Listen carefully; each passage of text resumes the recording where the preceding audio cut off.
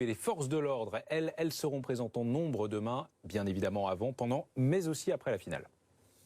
Nous passons les effectifs sur la fan zone du Champ de Mars à 1398 forces mobiles, ce qui est beaucoup plus important que précédemment. Ça correspond en force mobile à plus de 13 unités. Nous en avions habituellement une dizaine sur le Champ de Mars.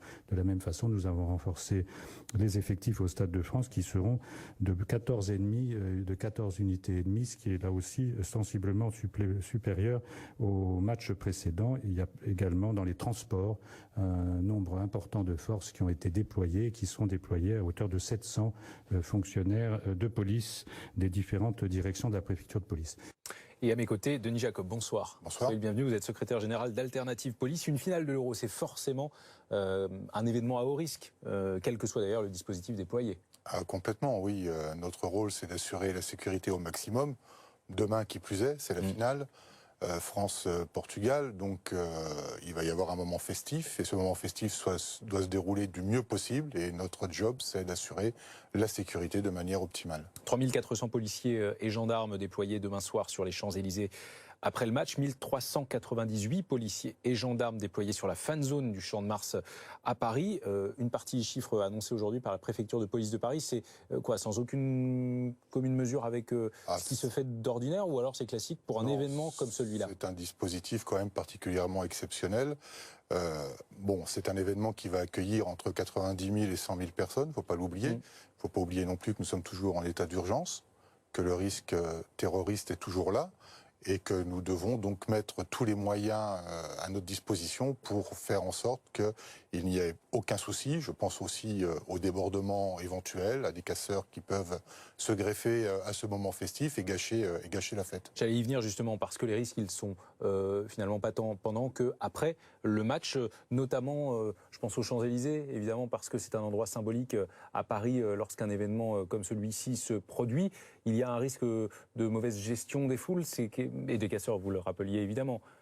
Non, c'est pas une question de mauvaise gestion des foules, parce que je pense que la police nationale, que je représente ici ce soir, est quand même particulièrement bien formée. Je m'exprime peut-être, alors autrement, de débordement dans ce cas-là.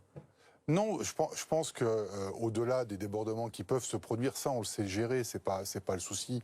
C'est tout ce qui peut aller avec, c'est-à-dire des personnes qui peuvent être armées, et donc on n'a pas le droit de laisser la moindre faille à ce dispositif, d'où ce renfort important en effectif. Il y a une manière de faire différente lorsque la menace terroriste est maximale, justement, pour gérer les foules. Le contrôle est beaucoup plus soutenu, et puis il ne faut pas oublier également que dans le dispositif qui est mis en place, le préfet de police l'a rappelé en matière de policiers, il y a la gendarmerie, mais il y a aussi les militaires, il ne faut pas les oublier, qui vont être là, qui vont être présents. Bien évidemment, le contrôle va être beaucoup plus soutenu, il va y avoir beaucoup plus de vigilance, peut-être beaucoup plus de contrôle. Il y a tout un dispositif qui a été mis en place depuis le début de l'Euro sur les recommandations, notamment au niveau des supporters, il ne faut pas l'oublier. Et si on veut que ça se passe du mieux possible et soulager le travail de la police, c'est de faire en sorte aussi que les gens suivent ces consignes. Par exemple, de ne pas venir avec un sac trop chargé, pas de sac à dos, éviter tout ce qui est feu de Bengale, artifice, c'est interdit, et les vuvuzelas aussi.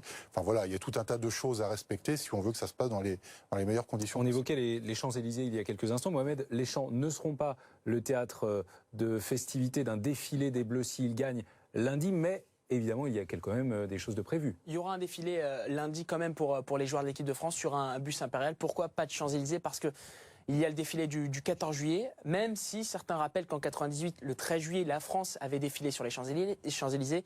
Mais là, il y a un autre événement, bien sûr, c'est l'état d'urgence que la France connaît en ce moment. Donc il y aura bien un défilé, il aura lieu sur l'avenue Foch. Les Bleus descendront en cas de victoire, et on l'espère, la place de l'Étoile jusqu'à la porte Dauphine. Donc toute cette avenue Foch, un défilé qui aura lieu à partir de 16h lundi, juste après un déjeuner avec le président François Hollande. Denis Jacob, la fin de l'Euro, c'est quoi, synonyme de soulagement pour les forces de l'ordre? Malheureusement non.